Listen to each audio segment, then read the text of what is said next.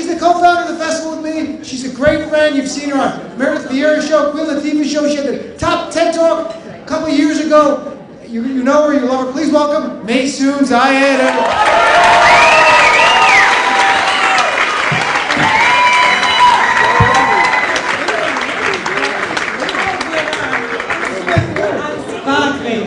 Yeah.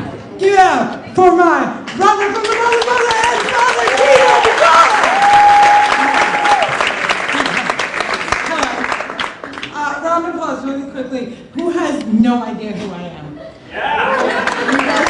I'm just going to catch them up really quickly. I am not drunk, but check on me in an hour. If I'm walking straight, then you'll know I'm wasted. Because, like, here's the thing. I'm not drunk, but the doctor who delivered me was, so I have CP, which means I shake all the time. So I shake it like Taylor Swift. But she just wants to shake, and mine is totally involuntary. But, like, let's be honest. I'm not Taylor Swift. I'm the lost Kardashian. They moved me away because I couldn't keep my legs open.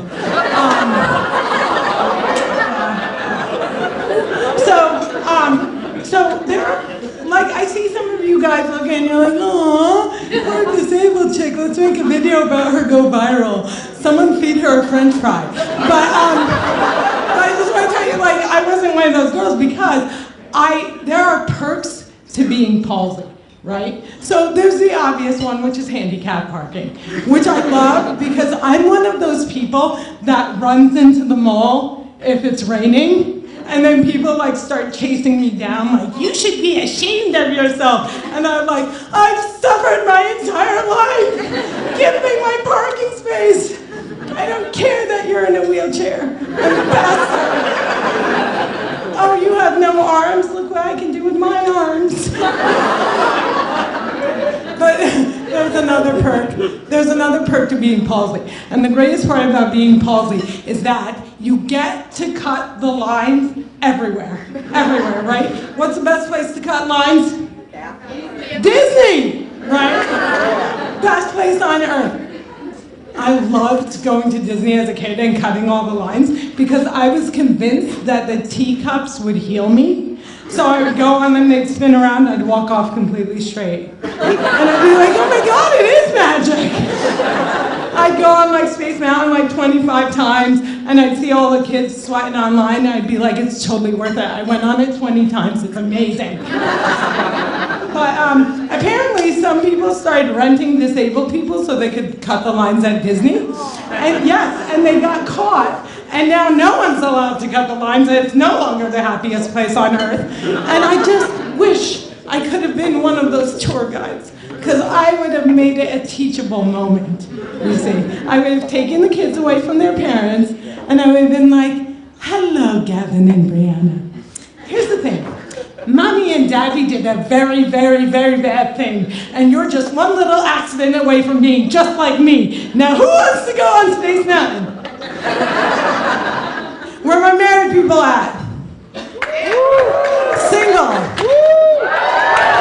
Married. Single. Divorced. Always the happiest people in the room.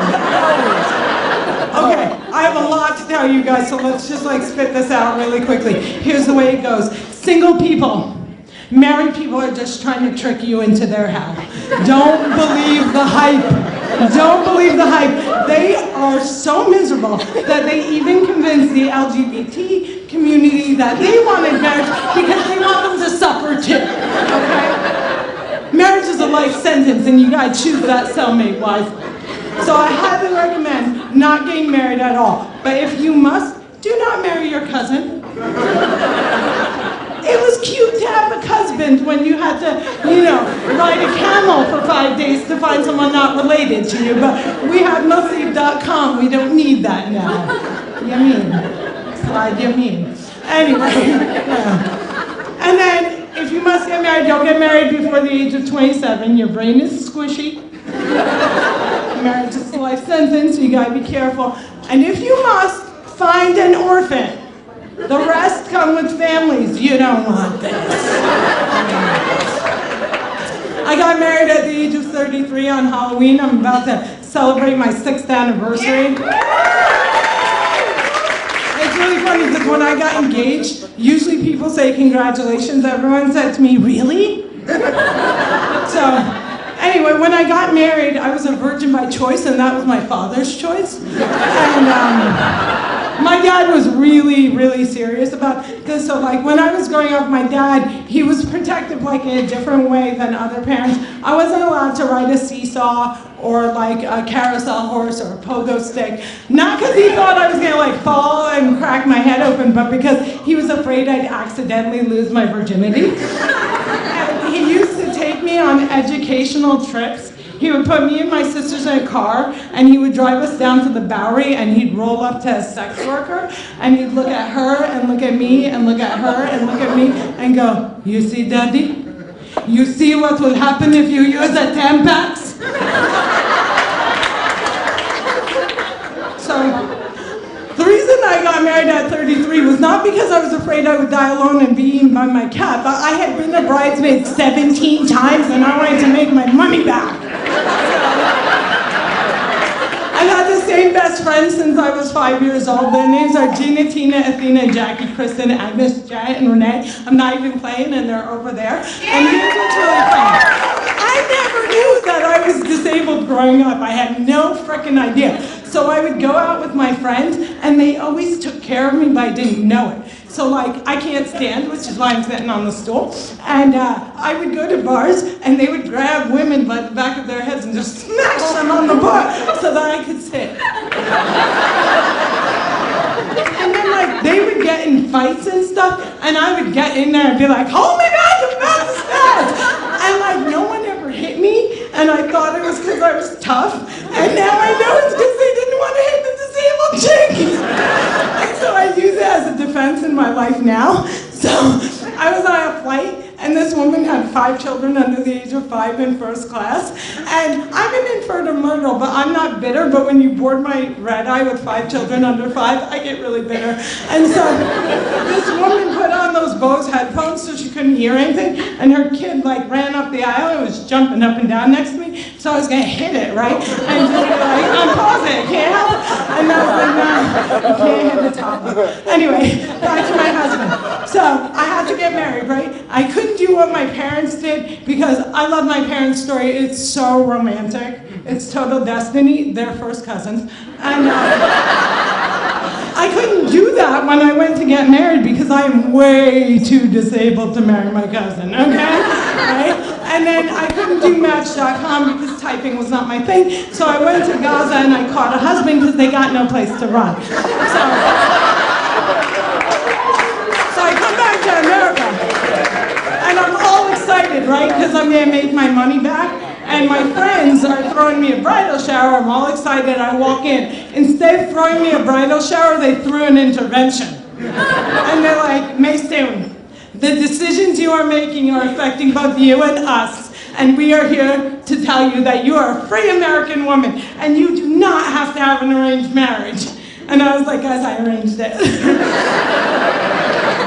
And so I brought him home, I immediately had buyer's remorse. And then, like, 5 years later, so, like, I just, like everyone else, I thought that he would run away when he got his green card. And he did, and I was like, you're free. And it was so funny, I brought him to America, and I was like, you're free now, what's your dream? And he goes, my dream is to work in a supermarket. And I go, nah, yeah, that's not your dream. So he ended up becoming the falafel king of New Jersey. So he's a refugee and a chef, so I call him Chef-ugee. And we have the greatest marriage because I'm really good at solving arguments. Like, I'm really good at just making it all go away and making things good again. I just look at him and I go, do you want to go back to the refugee camp? Because there's no Pikachu go in the refugee camp. Pikachu got shot in the face. Sorry. It's good stuff. I feel very bad. I'm just gonna be serious for a second because things in America are totally fucked up right now. And I feel so bad for Chef Eugene. He's been in America.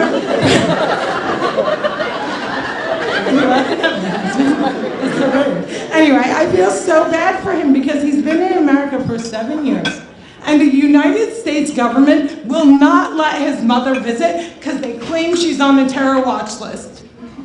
Because I put her there.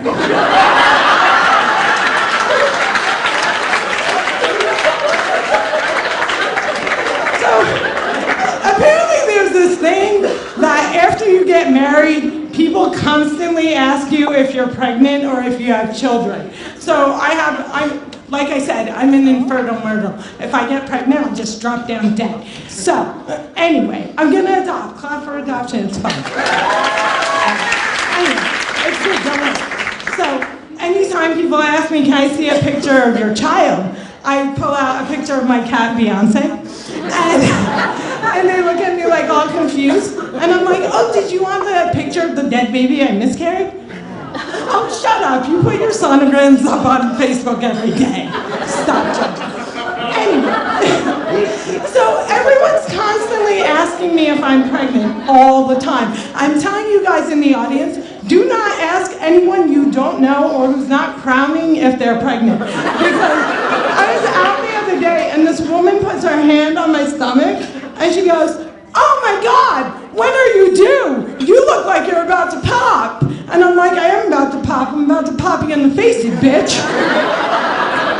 Which brings me to my final statement.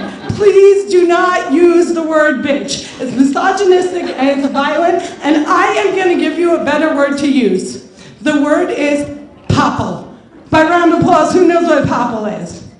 It's spelled P-O-P-P-L-E, and it is the perfect replacement for the B word. Watch. You go up to someone and you go, why are you being such a popple? And they're like, I don't know, I'm just going to Google it. I have no idea. For those of you who don't know what a popple is, it's a stuffed animal with the ability to stuff its head in its ass and become a ball. So it's the perfect replacement word, right? Because you look at people and you're like, popple, please. Or my favorite one was just bow down, popple, bow down, popple. And what you're saying is stick your head in your ass and roll the fuck out of here. I am Maysoon Zayid. Next year in Jerusalem, shot.